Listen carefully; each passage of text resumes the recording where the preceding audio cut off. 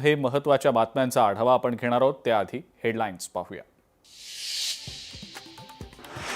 सुनेत्रा पवार निवडणूक आयोगाला दिलेलं पत्र मागे घेण्याची शक्यता. आयोगाला पाठवलेलं पत्र पक्षासाठी अडचणीचं ठरू शकतं हे लक्षात आल्यानंतर पत्र मागे घेतलं जाण्याची शक्यता.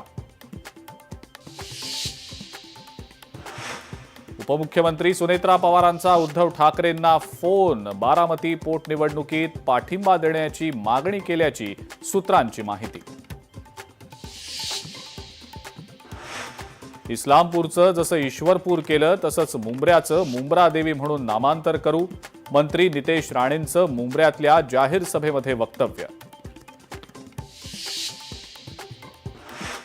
मुंबईतला 113 वर्ष जुना एल्फिन्स्टन ब्रिज आज इतिहास जमा होणार.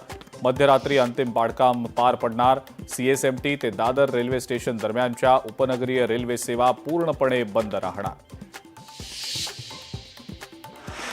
माढाच्या अंजनगाव खेलोबा गावातला पुतळ्याचा वाद मिटला. माजी आमदार राजन पाटलांच्या मध्यस्थीनंतर प्रशासकांसोबत बैठक.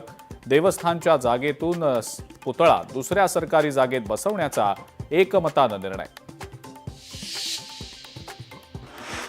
भोंदू अशोक खरातवर आता आणखी एक गुन्हा दाखल. कांदा व्यापाऱ्याची फसवणूक केल्याप्रकरणी गुन्हा दाखल. प्लॉट विक्री व्यवसायात गुंतवणुकीचं आमिष दाखवत केली फसवणूक.